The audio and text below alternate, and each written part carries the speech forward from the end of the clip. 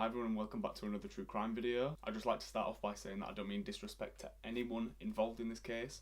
I've basically just done a load of research and then put it into a video for you. And yeah, sorry about the hat and everything, like I've just literally been to the gym and just come home and I didn't manage to record this weekend again because I was really busy, so that's kind of why I'm like this. So let's get into today's video.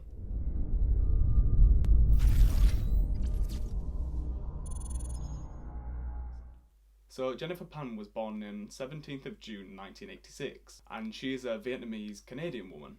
She lived with her mother Bich and father Huei Hann, I think I've pronounced that right, who both were Vietnamese immigrants who moved over to Canada.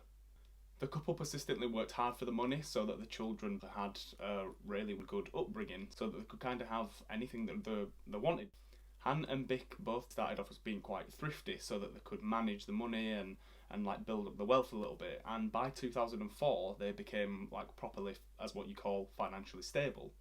And then obviously after becoming financially stable at this point, they were able to buy quite a large house with a 2-car garage, and they moved into the town of Markham.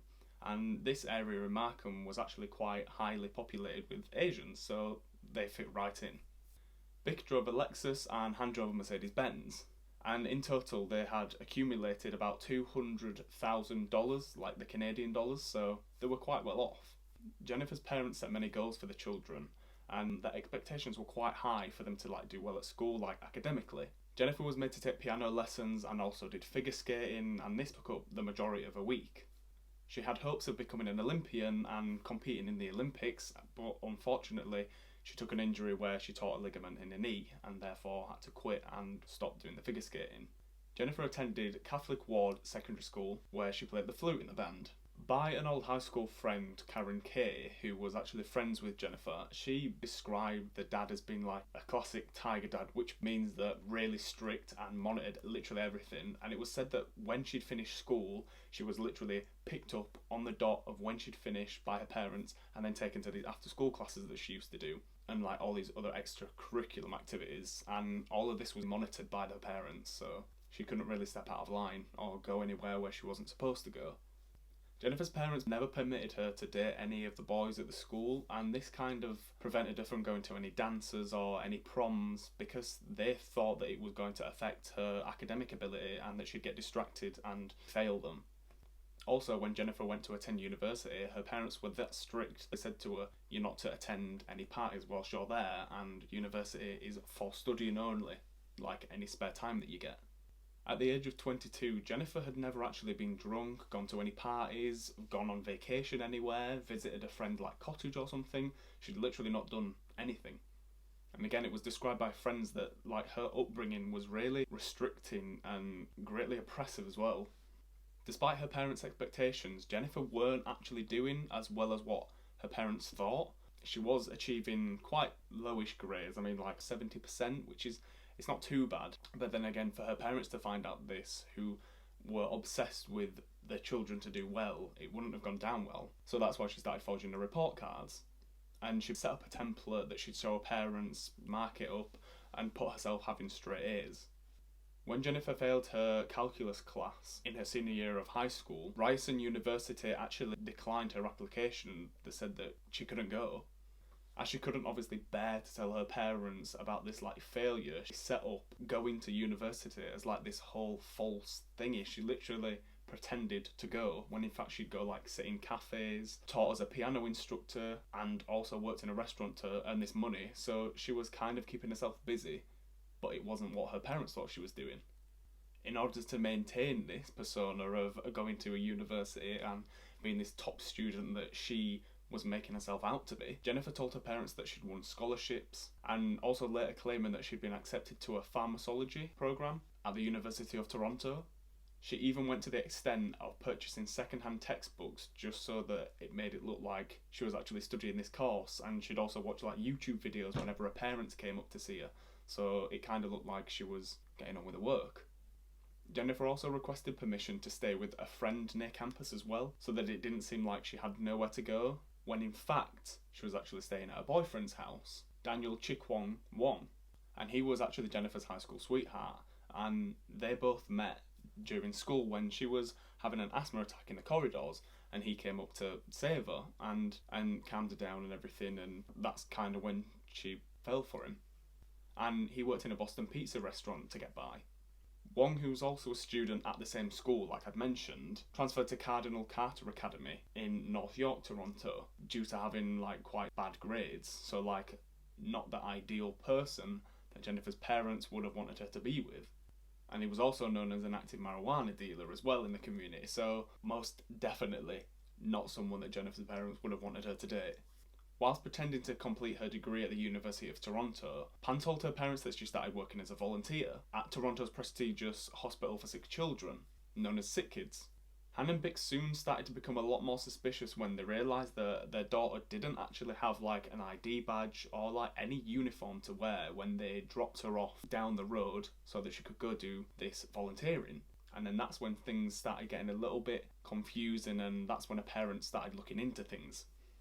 On one occasion, Bich actually followed Jennifer into work and she proceeded to sneak behind, and she kind of lost her for a bit and then went over to the reception to ask if a Jennifer Pan worked there.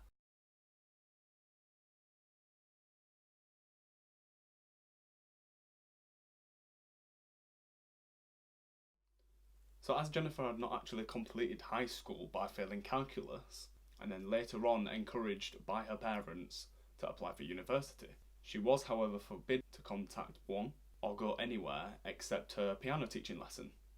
But obviously, due to the lying nature that Jennifer portrayed, she did continue to speak to Wong in this period of time. By the time Jennifer was 24 years old, Wong had actually become quite wary in trying to pursue a relationship with her and continue it. And as Jennifer was really restricted by parents from seeing him, and she was still really monitored even at 24 years old, Wong started dating another woman. Jennifer then quickly got worried about this upon hearing that he was speaking to another person and in this relationship with this other person, that she decided to make up a story to try and win him back. Someone who portrayed themselves as a policeman with the ID badge and everything had actually entered a house. She then said that several men rushed into the house and actually gang raped her. After this, she insisted that a bullet was sent to her in the post and that it was by Wong's new girlfriend. In spring of 2010, Jennifer was actually in contact with Andrew Montemayor, and this is someone who Jennifer knew through school, who claimed about like robbing people at knife point and was like quite proud of this. And then Montemayor actually introduced her to someone else called Ricardo Duncan, who was kind of like a goth kid. And then Jennifer actually paid Duncan $1,500 to kill her father in a parking lot. During 2010, Jennifer and Wong were actually in contact with each other again, and according to police, they came up with like this devious plan to hire hitmen. They had come to the decision that they was going to hire these hitmen and pay $10,000 to kill her parents, and therefore inherit this 500,000 Canadian dollars that she'd worked out that she would get if this happened. The couple then planned to move in together after this whole ordeal took place. Wong actually contacted Jennifer with a man named Lenford Roy Crawford, and Wong actually gave Jennifer a SIM card and an iPhone so that he could contact this Lenford Crawford guy without using her actual cell phone so that her parents would know about it. Crawford then contacted someone who he also knew, named Eric Sean Sniper, who in turn contacted someone named David Magnaman. I'm not too sure about that one. Crawford lived in Brampton and Mile Wagnerman lived in Toronto, while Eric, who at the time didn't actually have like a set residence anywhere. The Canadian government actually stated that Mile Wagnerman, again I'm sorry for butchering this name, it's really hard to pronounce, I will put it on the screen. The government actually stated that he was one of the hitmen involved in this. Eric Shawnard Sniper, who he was also referred to, was actually found guilty of another murder, which is completely unrelated to this case. And it was actually stated that he was a really violent individual. So here is the story of what actually happened on the nights of the murders. On November 8th, 2010, Jennifer Pan unlocked the front door of her family home. After unlocking the door, she then proceeded to go upstairs to bed and then got on the phone with Mile Wagnerman, or Mile Wagnam. Shortly afterwards, he and two other gunmen actually turned up at the house and entered through the front unlocked door, all of who were carrying guns. In the court testimony, the Crown did not establish the identity of the other two hitmen, Wong and Crawford were actually at work at this time. Carty stated that he was actually the driver of the two hitmen that actually entered the house, and that he actually selected these people and was actually, in fact, involved in this attack. The identity of the trigger person is still unknown. So once all the men entered the house, they demanded money from Jennifer Pan's parents. The three men then took Bich and Hann to the basement of the house, where they tied and gagged them up. It was said that sacks were put over the head and they were tied up to a chair. The hitmen shot both of them in the head. After the parents had actually been shot, the hitmen went back upstairs and apparently greeted Jennifer, and she was talking to them, and they left with all the cash that was in the house along with £2,000 that Jennifer Pan actually paid them. And then this conversation between Jennifer and these men was actually overheard. Once the men left from the basement, she could hear shouting or some sort of screaming to get attention and crawling up the stairs. And then when Jennifer looked into the basement stairs, she saw her father, who wasn't actually dead.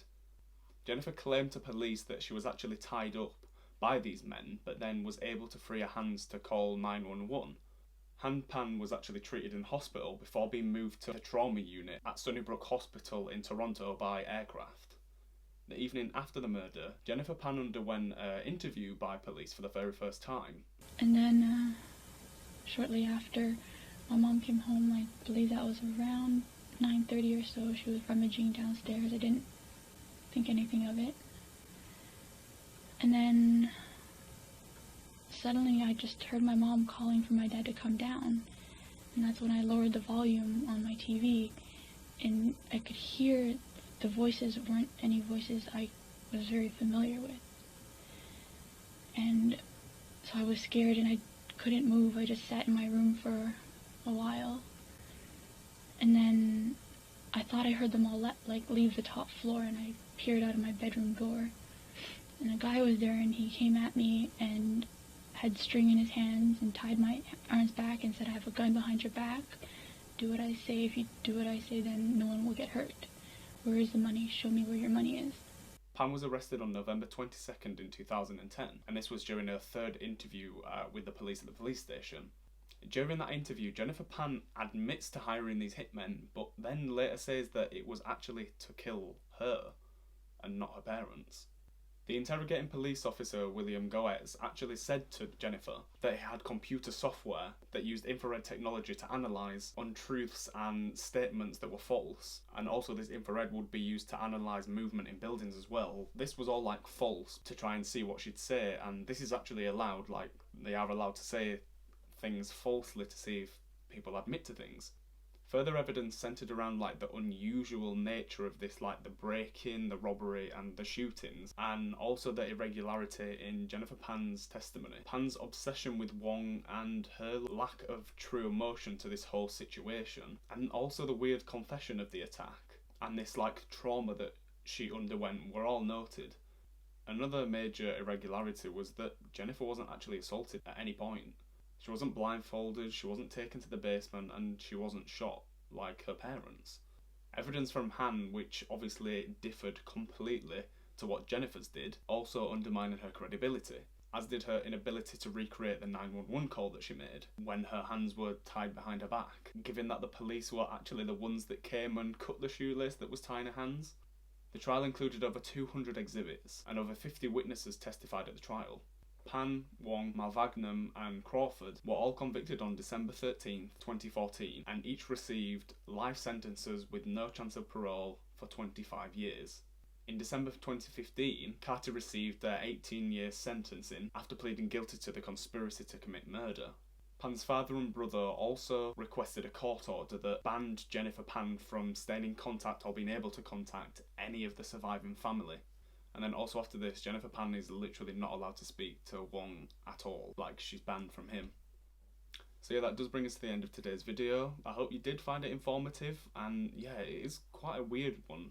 It was really weird when I was researching it about the motives and everything for Jennifer to actually want to kill her parents. I'll leave you to put what you think about it in the comments as well, and I literally reply to all comments. So yeah, like I say, if you did find it informative, please do leave a like, and please do make sure you subscribe for more videos every single week, and turn the notification bell on as well to stay up to date whenever I upload any new videos. Yeah, thank you for watching.